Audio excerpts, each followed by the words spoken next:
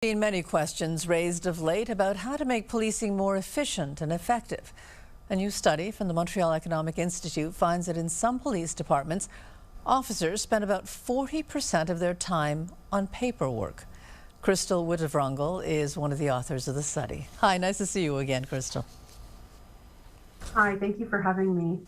So first off, what you're proposing is different from the idea we've heard of defunding the police. What you're talking about is not a social movement, you're talking about a business proposition. Exactly. So in recent years, we've seen rising crime rates, and funding our police forces has become increasingly difficult. And frankly, we need to have a discussion of the best ways to allocate these resources in order to improve the services that are being delivered to the public. And as you mentioned, the reality is that a large portion of the tasks carried out by police officers are not core police services and do not require the skills and the extensive training that they have been receiving throughout their careers. So what we looked at was refocusing the work of these police officers towards their core tasks, which could save hundreds of millions of dollars a year while also making our community safer overall. So Krystle, what are you talking about when you say focus on core policing services? Well, core policing services are those related to the enforcement of laws, criminal investigation, and emergency response.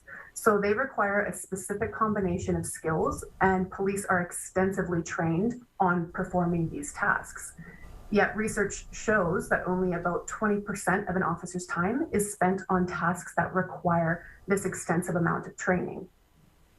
So you've got all these people doing administrative duties and paperwork. How would private companies fit into this then? Well, an analysis of about 30 years of data showed that about 40% of an officer's time is spent on administrative tasks.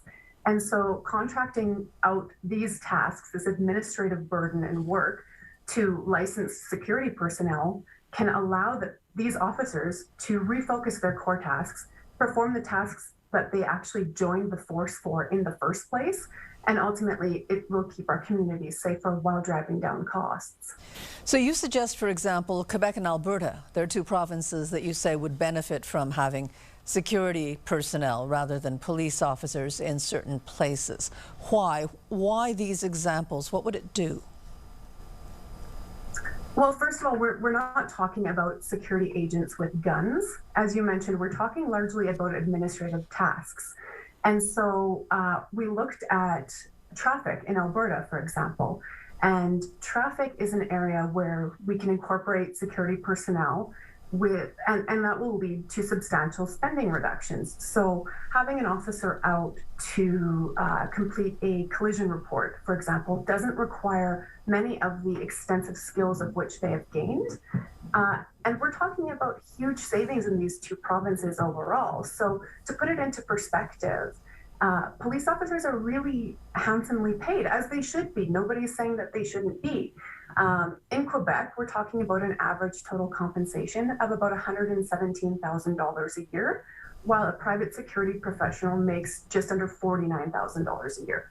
So we're talking big big difference in salaries, but for these administrative and relatively unskilled tasks, it's a no-brainer, really. So Krystle, is this just about saving money, or did your study find that there was better policing as a result as well? Both. So in addition to saving money, we looked at some case studies out of the United Kingdom and found a number of initiatives that they've done and rolled out over the years that have included private security. And in 2012, for example, a contract with a private security company, it outsourced certain administrative tasks as well as some minor policing tasks and patrol. And that saw the crime rate fall by 14% in the first year. There was other partnerships that saw similar reductions in crime. And this was accompanied by large savings in cost as well for the public purse. Well, Krystle, you know how whenever there's talk about bringing the private sector into a public sector service, there's always a suspicion that somehow the profit motive will affect the services somehow. Did you find any evidence of this in your study? No, as I mentioned in that one case study in the United Kingdom, when the crime rate decreased over that first year by about 14%, they saved the equivalent of just under $7 million. So that's an enormous compliment to the decreasing crime rate.